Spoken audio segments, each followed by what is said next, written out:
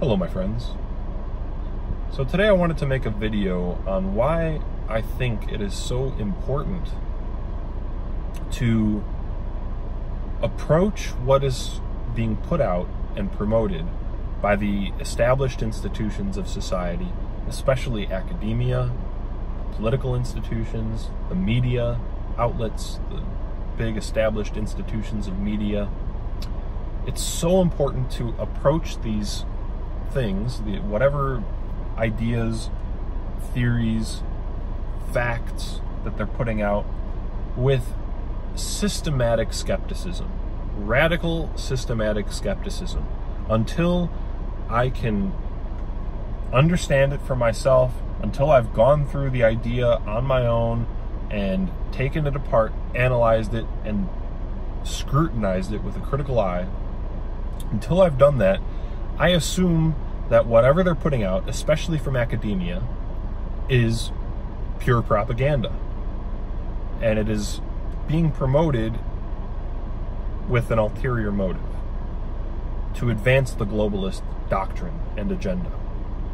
And this is why I think anybody who attacks people like Marie Cachet or Varg Vikernes by saying that, oh, they're not published scholars, and if their theories were true, they would be published by scholarly academic journals. People like that are shameful because they're shilling for an institution that is controlled by those who are running the world right now, running this globalist project of mixing the races together, dissolving national borders, creating the one world government. It's shameful to have that kind of a shilling position for them. But so I wanted to first begin with this quote by Friedrich Nietzsche to give you an idea about what I'm really talking about, and that other people have noticed that this is a possibility, that knowledge itself, that fields of knowledge in and of themselves can be used for ulterior motives. Nietzsche said, quote, "I do not believe that an impulse to knowledge is the father of philosophy, but that another impulse, here as elsewhere, has only made use of knowledge and mistaken knowledge as an instrument." Knowledge can be used as an instrument. It can be used for this other impulse that it has taken knowledge for itself, that Nietzsche is referring to as the will to power. And what will to power is most relevant to us is that of the global elites, of the most powerful clique in all of history, the international, financial, moneyed elite that is pushing this globalist project, this globalist doctrine that I just described.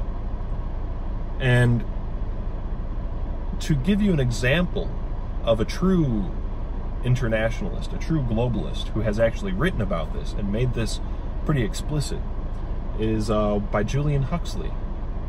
He wrote in his book, New Bottles for New Wine, which, by the way, just think of that title for a moment. New Bottles for New Wine. Julian Huxley said, quote, "We all know the disillusionment that has set in within the brief space of 100 years. How the orderly mechanisms of 19th century physics gave way to strange and sometimes non-rational concepts that no one but mathematicians could grasp. How the idea of relativity and its somewhat illegitimate extension to human affairs destroyed faith in the absolute, whether absolute truth or absolute morality or absolute beauty. How our faith in the essential rationality and goodness of man was undermined by psychology and sent crashing into ruins by the organized cruelty of Belsen and the mass folly of 2 world wars. And how our idealistic notions of progress as the inevitable result of science and education were shattered by events. In brief, man's first evolutionary picture of nature and his own place in it proved false in its design and had to be scrapped." The first thing I want to say about this quote, by the way, is that what Huxley is doing here is pretending that these developments, these fields of knowledge that came out of the early part of the 20th century, the latter part of the 19th century, these developments were just sort of the result of mankind. They were very general. It was like random people that were coming up with these ideas, and everyone just started to accept them because the force of the knowledge in and of itself was enough for everyone to just see that it was the truth. Huxley knew that that was bullshit. Huxley knew he himself was a major elite figure.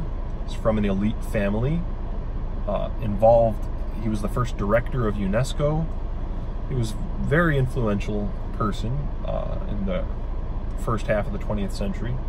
And Huxley knew that these developments were the result of a very small clique of international elites and intellectuals that were backed up by industrial and financial elites.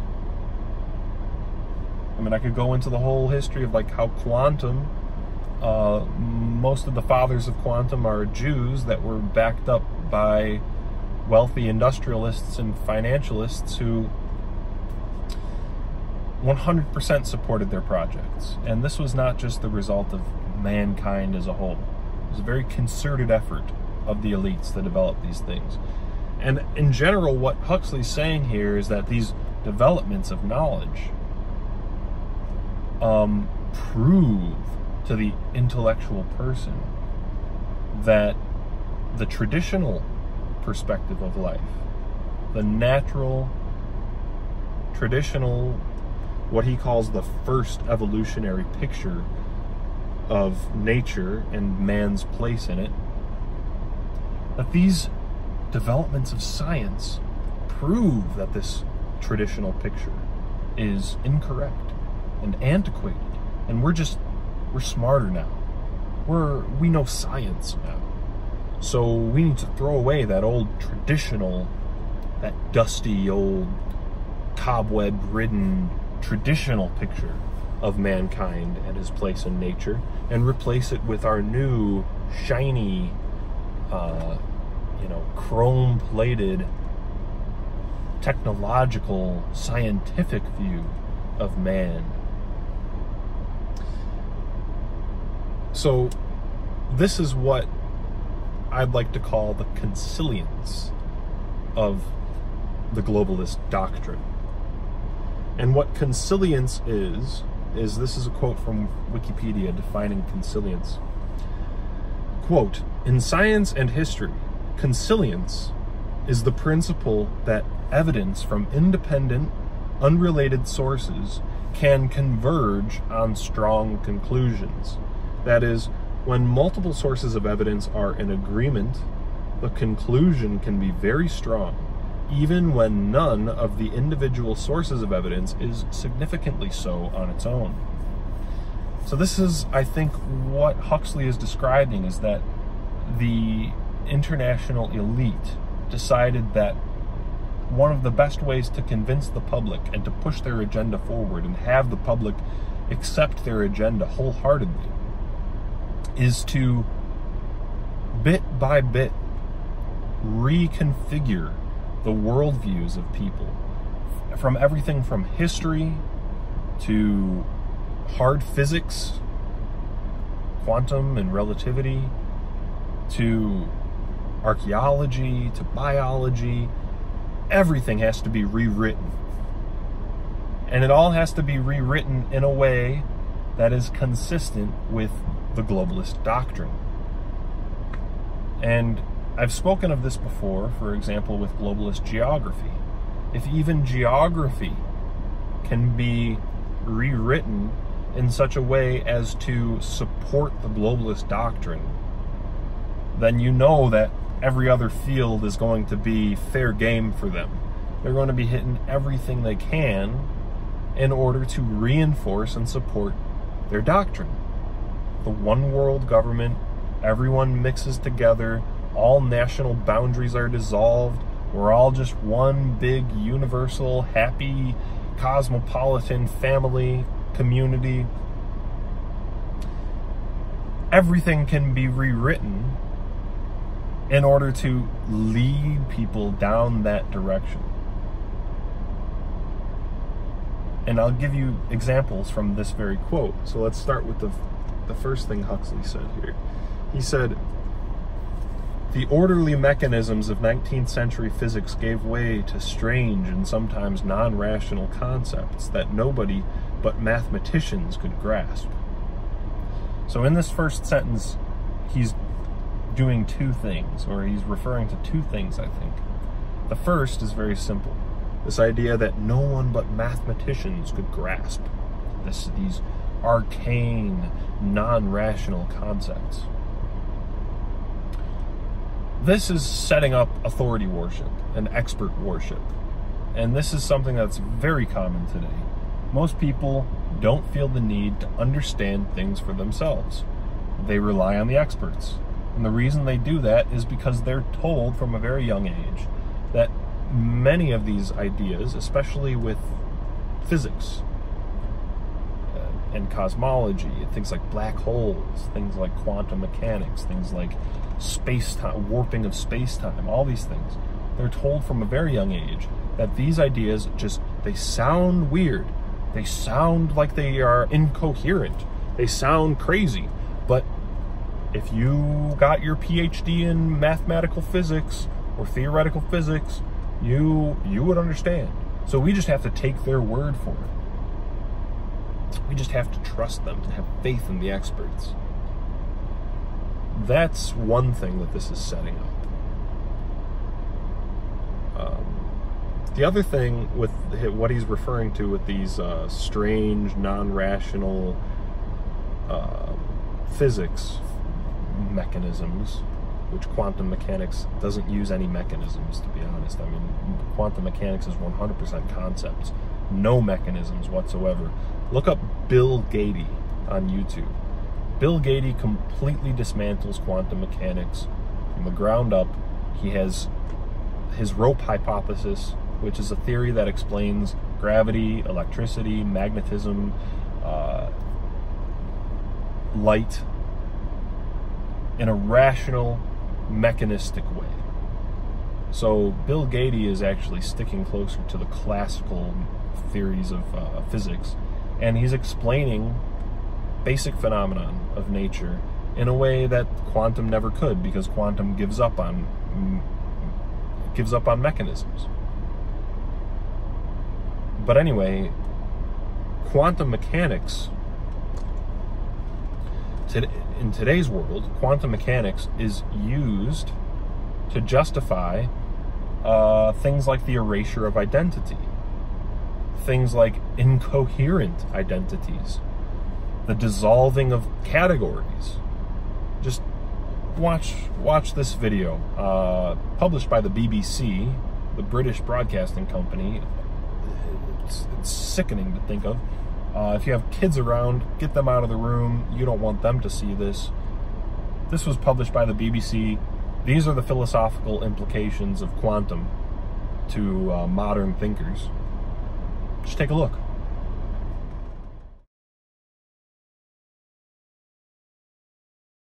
Whereas classical Newtonian physics is obsessed with the universal formula that govern our reality, it's so fixed on resolute answers, quantum physics reveals that there is no fixed reality, and it's full of beautiful contradictions. What's so remarkable about quantum physics is the fact that what's happening on a subatomic level contradicts what we're actually seeing happening in reality. It shows us that reality is itself a construct, and what's going on internally on a subatomic level belies what we're actually observing. Quantum physics to Newtonian physics is to me what queer theory is to heteronormativity, i.e. looking for normative constructs of society, male, female, of gender, of race, categorizing everything in a kind of neat, rigid way. I am very comforted by this as a queer person with no real fixed identity. It gives me immense hope that there's this model of the world, this real physical, philosophical model which shows us that reality is just a set of contradictions with no real fixed foundation. It is in this model of space-time as a series of entanglements that I'm able to piece together all the fragmented sects of my identity, being able to identify as British and Iraqi, as queer and Muslim, as someone of many genders and potentially no genders at all.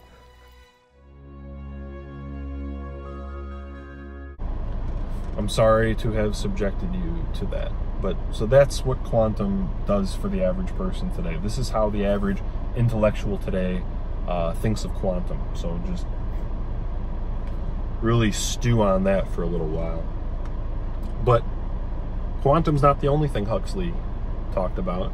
He also mentioned relativity, the idea of relativity, and its extension to human affairs, which destroyed faith in the absolute, whether absolute truth, absolute morality, or absolute beauty. And when I searched on Google for sort of confirmations of this statement, I found plenty.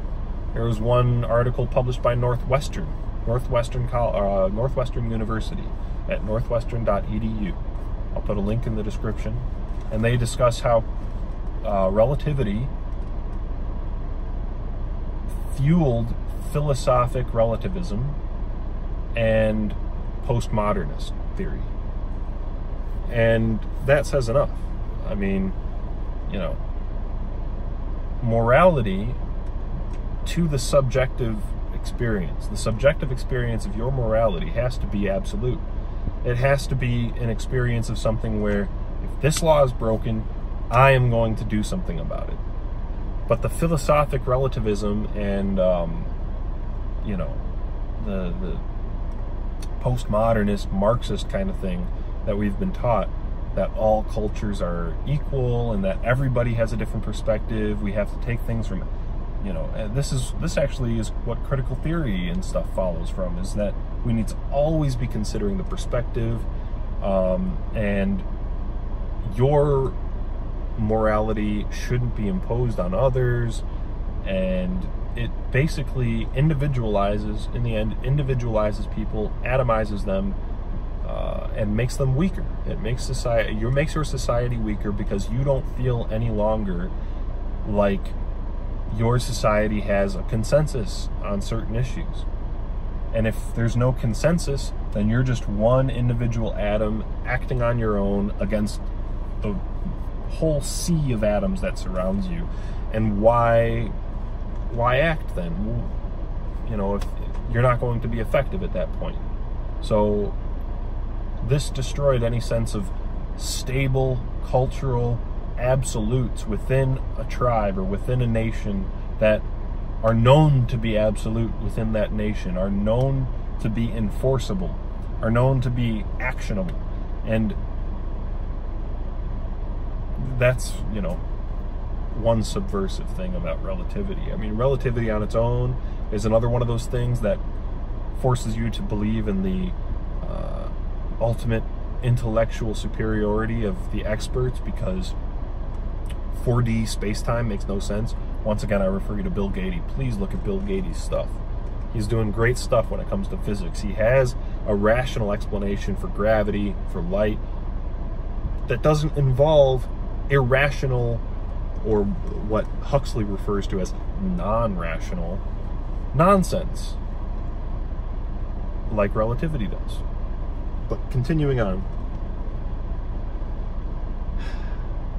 And the goodness of man was undermined by psychology and sent crashing into ruins by the organized cruelty of Belsen and the mass folly of 2 world wars. So let's first with psychology. I want to just show you a clip here from The Sopranos.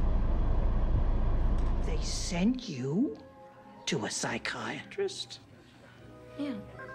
But that's crazy. That's all nonsense. That's nothing but a racket for the Jews. That clip's pretty funny. It's one of my favorites from Sopranos. But it is true. All the original psychiatrists, psychologists, doing psychotherapy, psychoanalysis, these were all Jewish people. And Kevin MacDonald has actually written a really good, I'll include a link to that in the description, a really good summary of how Freudian theory in particular, which I think is who Huxley is referring to here with the whole undermining our essential rationality and goodness. Freudian theory is what does that. And Kevin MacDonald wrote a good chapter in his book about how Judaism is a fundamental sort of philosophical underpinning of psychiatry and psychology, psychoanalysis, that whole umbrella of a discipline, I guess you could call it, of charlatanry, I guess is the more accurate word. And the next part is the idea that it was our rationality and our goodness were sent crashing into ruins by the organized cruelty of Belsen. And I think he's referring to Bergen-Belsen, the concentration camp. And what he's basically saying here is he's repeating the myth that is repeated to all of us, which is that, oh, the German people, they just went crazy for no good reason. They just went nuts out of nowhere. Can you believe it? Oy vey, it was another Shoah. These Germans just went nuts out of nowhere. And they just decided to kill us, the most poor and innocent people in the whole country, the Jews. If you actually believe that, then of course your sense of rationality and goodness within your people would be undermined. If you believe that like I was saying, that the German people, that our ancestors decided to just randomly go crazy and kill the most innocent of innocents, the Jewish people who never did nothing to nobody, then of course your sense of rationality and goodness is going to be undermined and destroyed. So far we have quantum mechanics destroying our sense of boundaries, our sense of correct categorization, of good judgment.